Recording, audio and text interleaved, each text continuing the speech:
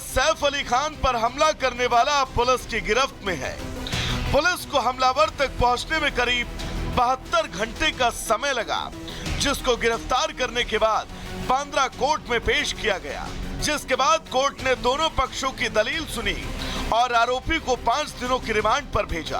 अब मुंबई पुलिस के पास आरोपी से पूछताछ और पड़ताल करने के लिए 24 जनवरी तक का समय है। खबर है कि मुंबई पुलिस आज आरोपी को लेकर सैफ के घर पहुंच सकती है, जहां क्राइम सीन रिक्रिएट किया जाएगा। इसके साथ इस केस की सबसे अहम कड़ी सैफ अली खान का बयान भी दर्ज कराया जा सकता है, जिसके लिए पुलिस पहले डॉक्टरों से परामर्श कर सकती है। सैफ पर हमले के आरोपी की गिरफ्तारी के बाद मुंबई पुलिस ने उसे लेकर कई चौंकाने वाले खुलासे किए। सैफ का हमलावर एक बांग्लादेशी है जो अपनी पहचान छिपाकर मुंबई में रहता था। यही वजह है कि पुलिस को उसकी असली पहचान नहीं मिल पा रही थी और आरोपी पुलिस को चकमा दे रहा था।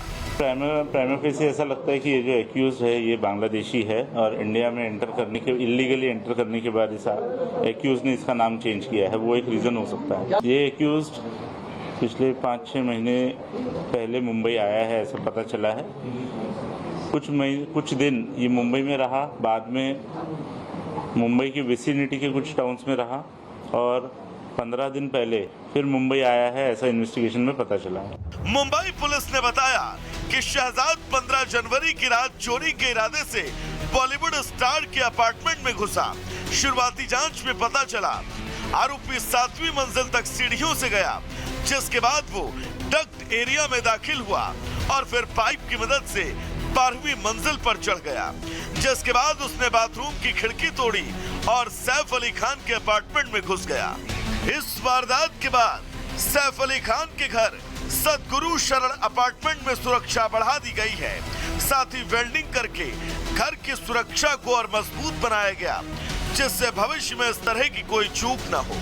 जो डुप्लेक्स आप देख रहे हैं, ये जो पेंट हाउस सैफ अली खान का आप देख रहे हैं, 11वें और 12वें नंबर पर यहाँ पर वेल्डिंग का काम किया गया है, ग्रिल लगाई गई है और रेलिंग पर वेल्डिंग का काम किया गया है। जिस तरीके से सुरक्षा में बड़ी चूक हुई है, सिक्योरिटी गार्ड्स घर पर मौजूद थे, उसके बाद भी आरोपी मोहम्मद आलियान घर में पहुँचता है। ना सिर्फ घर में पहुँचता है बल्कि वो अटैक भी करता है। तो उसके बाद कई सवाल हैं कि क्या वो पहले से घर की रेकी कर रहा था, क्या वो पहले, क्योंकि वो हाउस कीपिंग एक एजेंसी के साथ जुड़ा था, तो ऐसे ही किसी पार्टी में, क्योंकि पार्टी यहाँ पर होती रहती है, वो यहाँ पर पहुंचा था।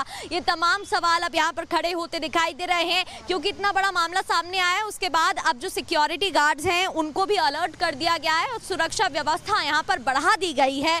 हालांकि पुलिस के पास अभी भी कई सवालों के जवाब नहीं है। पुलिस को माने तो हमलावर कुछ महीनों पहले ही भारत में अवैध रूप से दाखिल हुआ था, लेकिन सवाल है कि शहजाद ने चोरी के लिए सैफ अली खान का ही घर क्यों चुना। सूत्रों के मुताबिक आरोपी सैफ के घर पहले जा चुका था, क्योंकि आरोपी को सैफ के घर की पूरी जानकारी थी। हाउसकीपिंग के काम के सिलसिले में घर में घुसने का शक सैफ अली खान पर हमला करने वाला अब गिरफ्तार हो चुका है और पुलिस पूछताछ कर रही है। ऐसे में यह देखना होगा कि इस मामले में अब और क्या खुलासे होते हैं।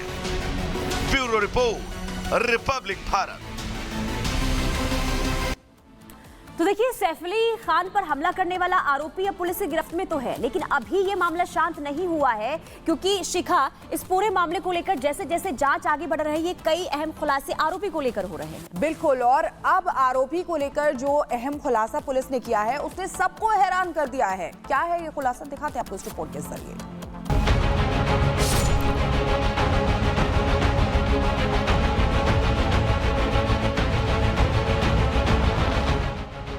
सैफ पर वार, गुनहगार गिरफ्तार।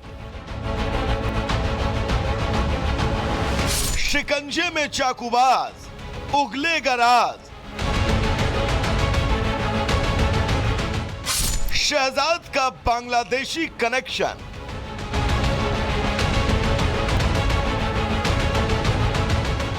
करीब 3 दिनों तक मुंबई पुलिस टीमों को चकमा देने के बाद आखिरकार अभिनेता सैफ अली खान पर हमला करने का आरोपी पकड़ा गया, जिसका नाम मोहम्मद शरीफुल इस्लाम शहजाद है।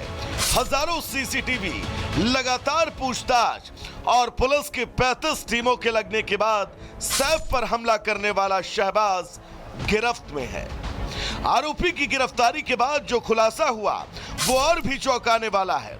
पुलिस के मुताबिक हमलावर बांग्लादेशी घुसपैठिया है। पुलिस ने बताया कि सैफ अली खान पर हमले के आरोपी से पूछताछ में पता चला उसके पास भारतीय दस्तावेज नहीं है। अब एक और पुलिस जहां आरोपी को घुसपैठिया बता रही है तो वहीं शहजाद के वकील इस दावे को सिरे से खारिज कर रहे हैं। प्राइमा फेसी ऐसा लगता है कि ये जो एक्यूज है ये बांग्लादेशी है और इंडिया में एंटर करने के इलीगली एंटर करने के बाद इस एक्यूज ने इसका नाम चेंज किया है, वो एक रीजन हो सकता है। उनका कोई इंटरनेशनल कॉन्स्पिरेसी नहीं है। जस्ट बिकॉज उनका एक पता चला है कि वो बांग्लादेशी है तो उनका एंगल बदल दिया गया है केस का, ताकि उनको कॉन्स्पिरेसी ऐसे बताया जाए। बांग्लादेशी पहले था, अभी वो यहाँ पे ही रह रहे हैं, कई सालों से रह रहे हैं। जो पुलिस ने 6 महीने का बताया वैसा 6 महीने से वो नहीं रह रहे हैं। तो सुना आपने, पुलिस और आरोपी के वकील अपने अपने दावे कर रहे हैं।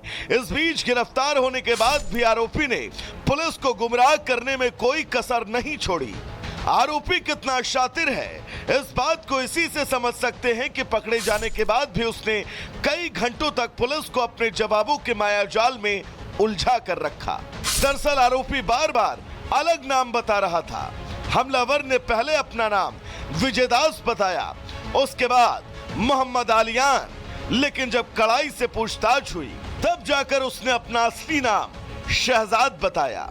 हालांकि पुलिस के पास अभी कई सवालों के जवाब नहीं हैं। पुलिस की माने तो हमलावर कुछ महीनों पहले ही भारत में अवैध रूप से दाखिल हुआ, लेकिन सवाल है कि आखिर हमलावर भारत में कैसे घुसा, भारत में आरोपी की किसने मदद की, कहां से हमलावर ने अपनी आईडी बनवाई, भारत में हमलावर कहां रुका, वो इतने दिनों तक कहां छिपा बैठा था। अब आरोपी भले ही गिरफ्तार हो गया हो, लेकिन पुलिस के सामने बांग्लादेशी घुसपैठियों की चुनौती और गहरा गई है। साथ ही अब यह भी जानना जरूरी हो गया कि घुसपैठियों की मदद करने वाला कौन है। इस बीच खबर है कि पुलिस आरोपी को सैफ अली खान के घर ले जाने की प्लानिंग कर रही है, जिसके जरिए मौकाए वारदात पर सीन को रिक्रिएट किया जाए और उन तमाम सवालों के जवाब तलाशे जाएं जो अब भी अनसुलझे हैं। Bureau report, Republic Bharat.